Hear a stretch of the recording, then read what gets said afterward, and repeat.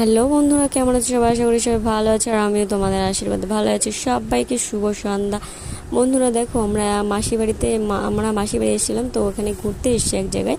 তো এখানে এসে না জানি না আর কোনোদিন যেতে পারবো কিনা, তো ভিডিওটা ভাবলাম তোমাদের সাথে, এটা অনেক দিন আগের ভিডিও, তো ভাবলাম তোমাদের কাছে একটু শেয়ার করি, তাই একটা ছোট্ট ভিডিও ছিল, তো ছোট্ট ব্লগ তোমাদের কাছে শেয়ার করলাম। কেমন লাগলো অবশ্যই লাইক কমেন্ট শেয়ার করে জানিও, ঠিক আছে?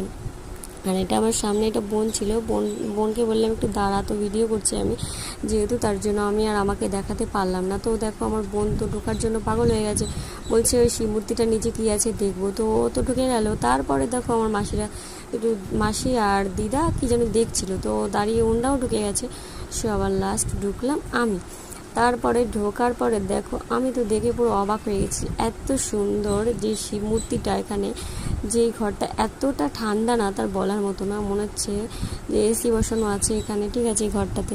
তো দেখো আমার মাসি দিদা ওরা সবাই দেখছে, দেখার পরে জলের নিচে জল রয়েছে, ওপরে রয়েছে শিব মূর্তিটা, ঠিক আছে। তো দেখো ওরা ভালো করে দেখছে, ঠিক আছে। দেখার পরে তো এখন মানে দেখার পরে বলছি কি এত সুন্দর একটা শিব মূর্তি, ঠিক আছে। তো তারপরে দেখার পরে নমস্কার দেবে, ঠিক আছে। তো নমস্কার দিচ্ছে। আর সবাই ভালো থেকো, সুস্থ থেকো, সবাই সবার পরিবারের সাথে হ্যাপিতে দিন কাটিও, ঠিক আছে। আর ভিডিওটা কেমন লাগে অবশ্যই জানিও বন্ধুরা, লাইক কমেন্ট শেয়ার করতে অবশ্যই ভুলো না, ঠিক আছে। Tata bye.